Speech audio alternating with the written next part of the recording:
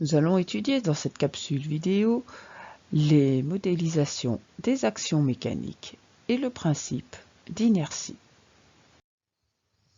Tout d'abord, commençons par nous poser la question de qu'est-ce qu'une action mécanique? Eh bien, c'est l'action d'un objet sur un autre objet. Cet autre objet sera le système étudié.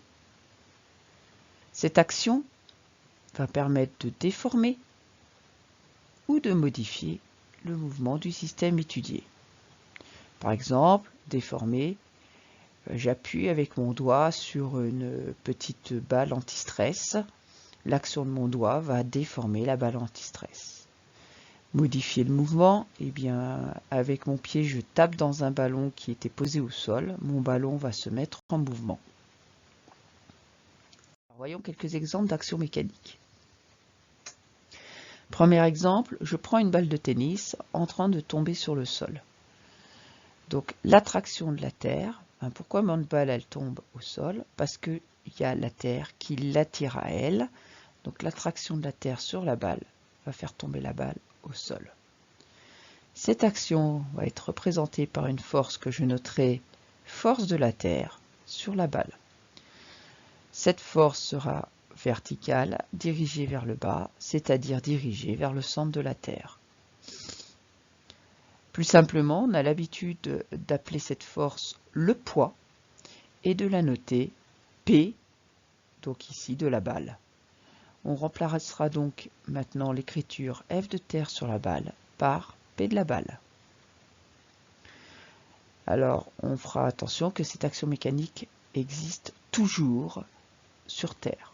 Voilà, puisque la Terre, on ne peut pas la supprimer.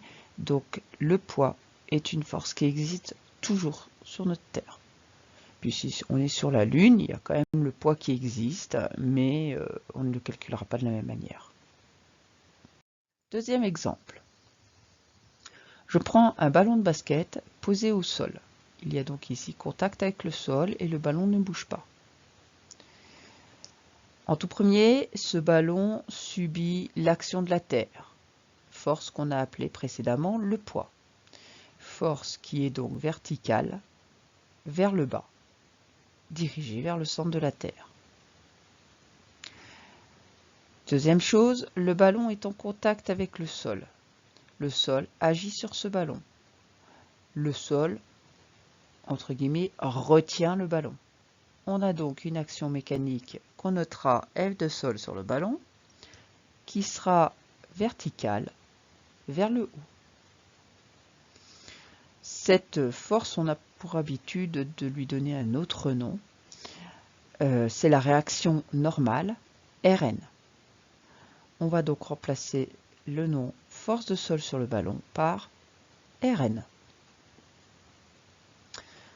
Alors pourquoi Rn? Tout simplement parce que cette réaction normale, comme on le constate ici, est perpendiculaire au sol et qu'en maths, une normale à un plan est une droite perpendiculaire à un plan. Alors, une petite approche du principe d'inertie. Donc, le ballon ici est immobile, il ne bouge pas.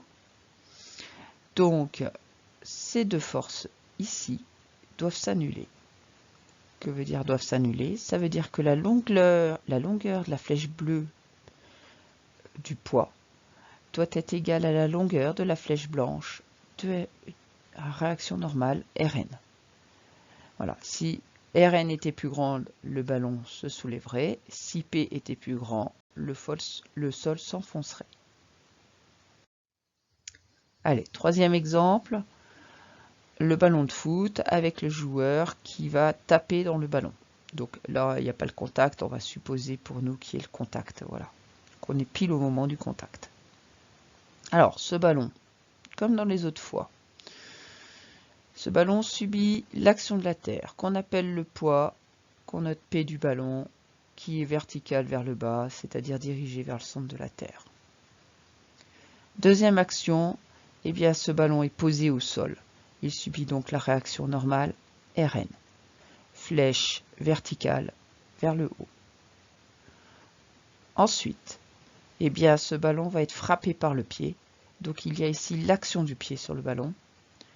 qu'on notera force du pied sur le ballon et qui sera dirigé dans l'axe de la frappe.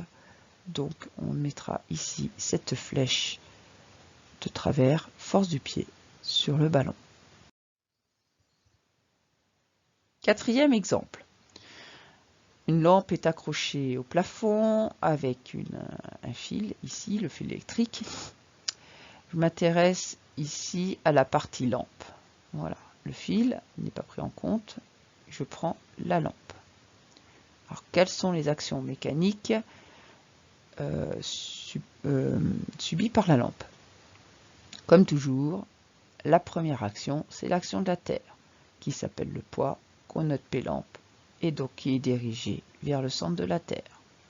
La flèche P lampe. Mais cette lampe est également ici accrochée, et voilà, elle tient au plafond grâce à ce fil.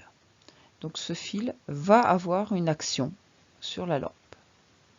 Cette force va s'appeler la tension du fil. Si je coupe le fil, la lampe tombe. Donc le fil, entre guillemets, retient la lampe vers le haut. On mettra donc une force T pour tension dirigée vers le haut et dans la direction du fil. Par ailleurs, la lampe est immobile. Petite introduction principe binaire. Si la lampe est immobile, eh bien, ces deux forces doivent s'annuler. Si T était plus grande que le poids, la lampe se soulèverait.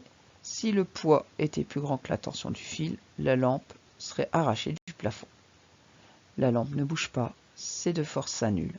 La longueur de la flèche bleue est égale à la longueur de la flèche noire. Exemple suivant un peu plus complexe. Je prends un avion. Alors, on suppose que là, il est en train de voler à haute altitude. Il a une trajectoire parfaitement droite, en ligne droite. Voilà, il va tout droit en ligne droite, à vitesse constante.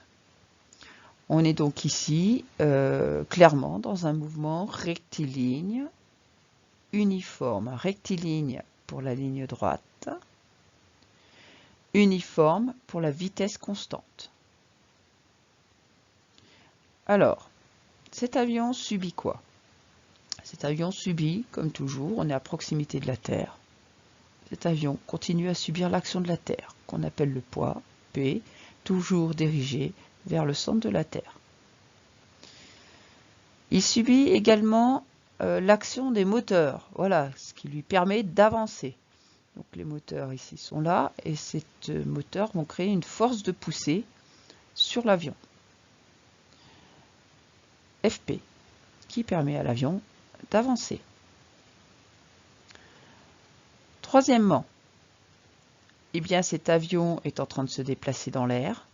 L'air va être responsable de deux forces. La première, c'est la force de traînée, qui est en fait une force de frottement de l'air, parce que ici, le nez de l'avion, là, va devoir pénétrer dans l'air. Ça va créer du frottement, alors ça va créer aussi du frottement sur le fuselage, sur les ailes, etc. Ces frottements s'appellent la force de traînée.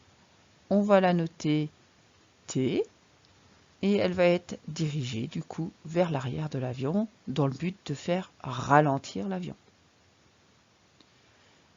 Enfin, l'air est responsable d'une autre force qui permet à l'avion de rester en l'air.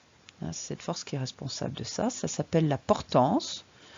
Portance qu'on notera grand R.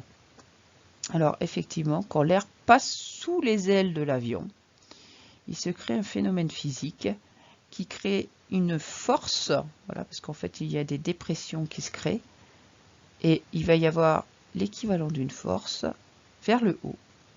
Donc, grand R. Et cette force grand R, c'est elle qui permet à l'avion de vraiment rester en l'air. Quand on a un décrochage d'un avion en l'air, en fait, c'est cette portance qui n'est plus suffisante par rapport au poids de l'avion, et donc l'avion tombe. Alors, dès le départ, on avait choisi un avion en mouvement rectiligne uniforme, et donc on va faire une petite approche encore du principe d'inertie. Eh bien, quelle est la conséquence de ça? C'est que les forces doivent s'annuler. Alors, déjà, P et R vont s'annuler, puisque si P est plus grand que R, eh ben, l'avion va descendre au lieu de rester sur sa trajectoire rectiligne. Si la portance est plus grande que le poids, l'avion va monter. Deuxième conséquence de ce mouvement rectiligne uniforme, T et FP doivent s'annuler également.